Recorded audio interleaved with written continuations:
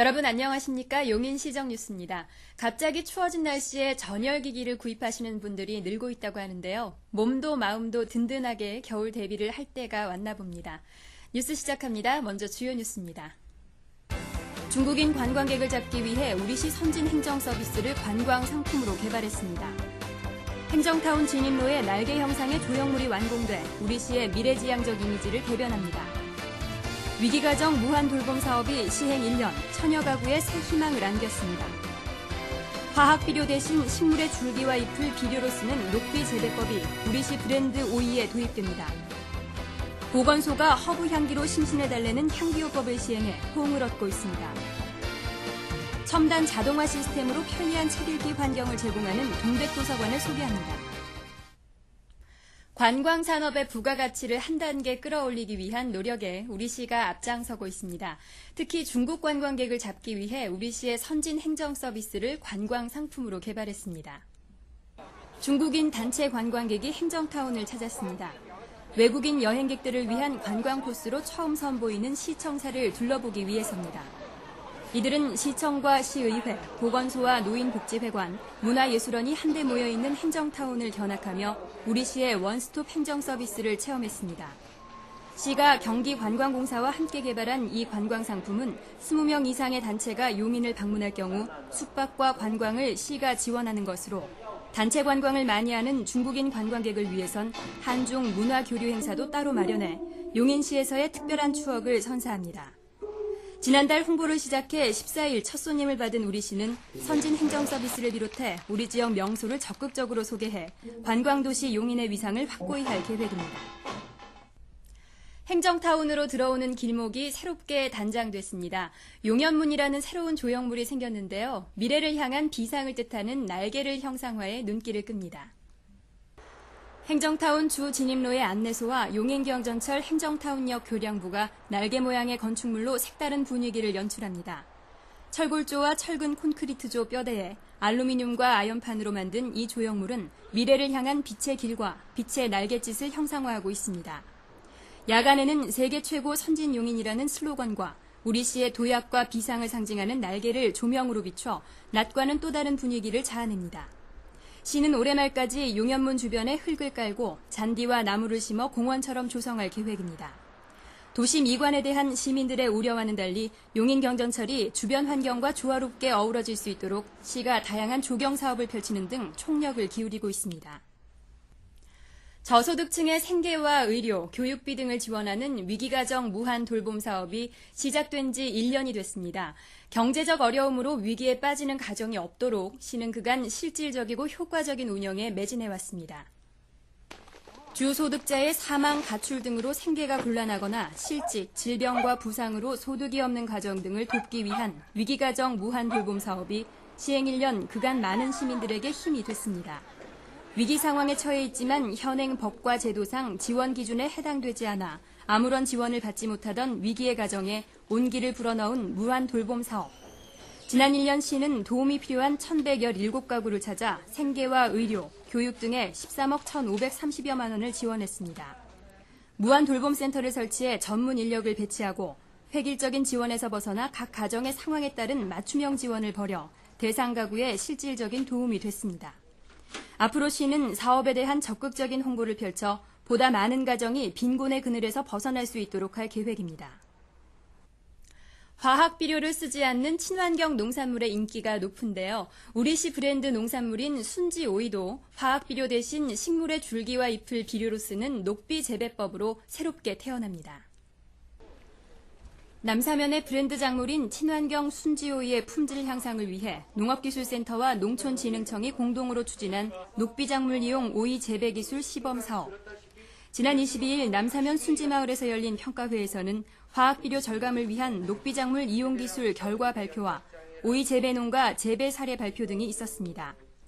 녹비작물 재배법이란 농약이나 화학비료를 사용하지 않고 내마장황이나 하우스 쏠고 같은 작물을 재배지에 심어 그 줄기와 잎을 비료로 사용하는 것으로 지력을 회복하는 것은 물론 병충해에도 강한 친환경 재배 방식입니다. 용인시 농업기술센터는 이번 평가회 결과를 토대로 향후 시험 대상 농가를 확대하고 각 농가의 재배지 실정에 맞는 기술을 보급하는 등 녹비작물 이용 기술을 우리시 브랜드 농산물 생산에 적극 도입해 나갈 계획입니다. 보건소가 시민들의 보건 의료에 대한 욕구를 충족하기 위해 이색적인 진료 사업을 펼치고 있는데요. 한방진료실이 허브 향기로 심신을 달래는 향기요법을 시행해 큰 호응을 얻고 있습니다. 한방진료의 향기요법과 허브를 이용한 자연치료법을 접목한 한방허브 아로마요법을 지난 8월부터 보건소가 실시하고 있습니다. 관내 65세 이상 어르신을 대상으로 하는 이 서비스는 보건소의 한방의사가 어르신들의 질환에 따라 적합한 향기를 선택하는 것으로 시작합니다. 허브 찜질기를 이용해 매주 월요일에서 금요일까지 요일별로 각기 다른 효능의 허브 오일로 어르신들께 찜질을 해드리고 증상에 따라 허브 향기를 집중적으로 분사하는 향기요법이 끝나면 잔잔히 흐르는 명상음악과 함께 향긋한 허브차를 제공해 심신을 달랠 수 있도록 합니다. 양리 효과가 있는 식물인 허브를 인체에 적용하는 자연치료법으로 최근 각광받고 있는 허브 아로마요법. 보건소는 이처럼 수준 높은 의료 서비스를 적극 도입해 시민들의 보건 의료 욕구를 충족시켜 나갈 방침입니다. 바야흐로 책 읽기 좋은 계절인데요. 책을 가까이 할 수 있는 환경이 독서 습관을 기르는 데 큰 역할을 한다고 합니다. 시민들에게 훌륭한 독서 환경을 제공하고 있는 유비쿼터스 동백도서관을 문진희 리포터가 다녀왔습니다. 동백도서관은 미래형 유비쿼터스 도서관이자 친환경 도서관으로서 무엇보다도 이용자의 편의를 최우선시하고 있는데요. 자, 그렇다면 어떤 것들이 마련되어 있는지 직접 살펴볼까요? 지하 3층과 지상 3층 규모로 이루어진 도서관 내부로 들어가면 지하 1층에선 다양한 도서들이 구비되어 있는 어린이 전용 도서관을 만날 수 있는데요. 엄마와 아이들이 함께 책을 고르고 읽는 모습이 정겨워 보입니다.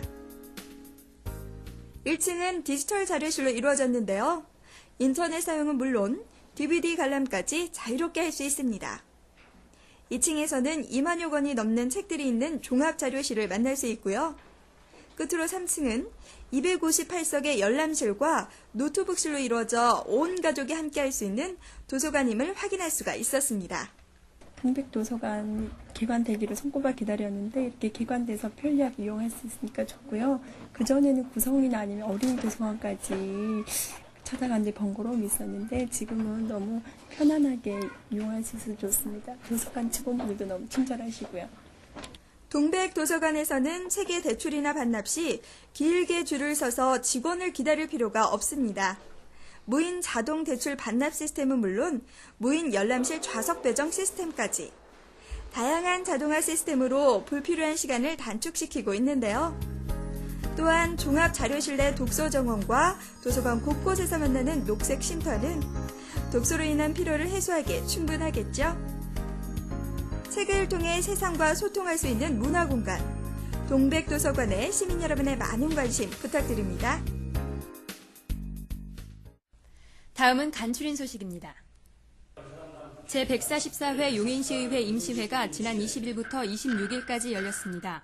이번 임시회에서는 용인시 지역안전을 위한 시민봉사단체 지원 및 협의회 구성 조례 등 모두 16개 안건을 다뤘습니다. 시가 한국 축구의 발전과 체육을 통한 시민 화합을 위해 용인시청 축구팀을 창단합니다. 시는 전 올림픽 국가대표 선수였던 정광석 감독을 창단 감독으로 영입하고 오는 11월 말까지 이민성 등 20여 명의 선수들로 팀 구성을 완료할 계획입니다. 용인 동백세브란스 병원의 기공식이 지난 22일 기흥구 중동 병원 신축 부지에서 있었습니다. 용인 동백세브란스 병원은 연면적 10만 5천여 제곱미터에 지상 16층, 지하 3층 규모로 완공될 예정입니다.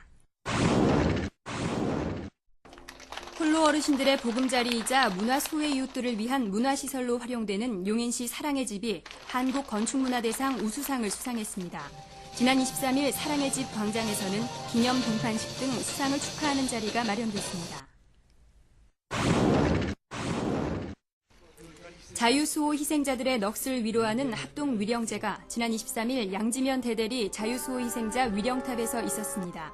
이날 위령제에는 한국자유총연맹 용인시지회 회원을 비롯해 150여 명의 시민이 함께했습니다.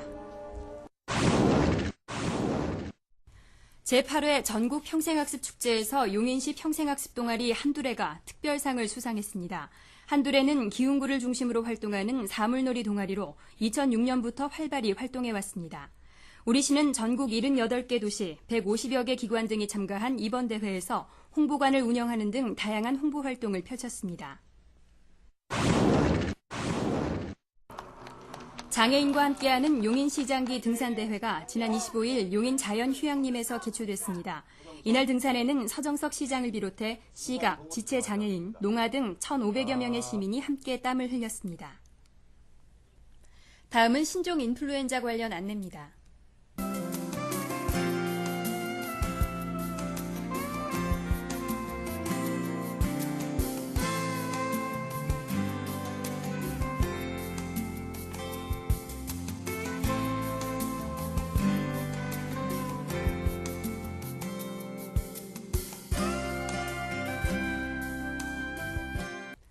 다음은 공지사항입니다.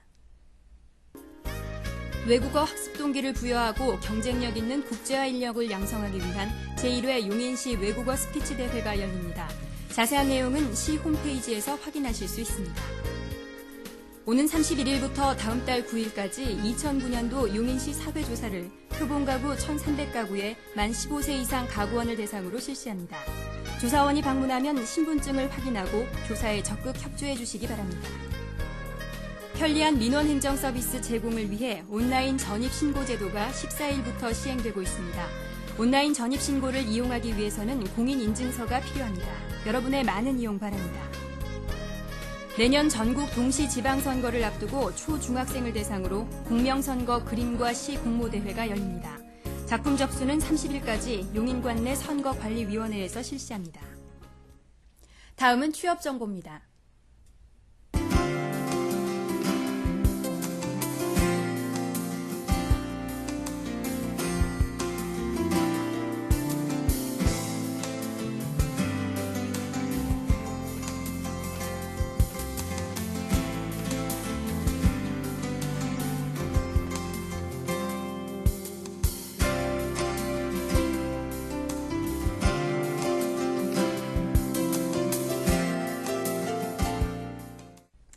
이번 주부터 신종 인플루엔자 백신 접종이 시작되는데요. 그 효과가 1회 접종만으로도 충분한 면역력을 유도한다고 하는 만큼 신종플루의 감염 확산 기세를 빠른 시일 내에 꺾을 수 있기를 바라는 마음입니다. 뉴스 마칩니다. 고맙습니다.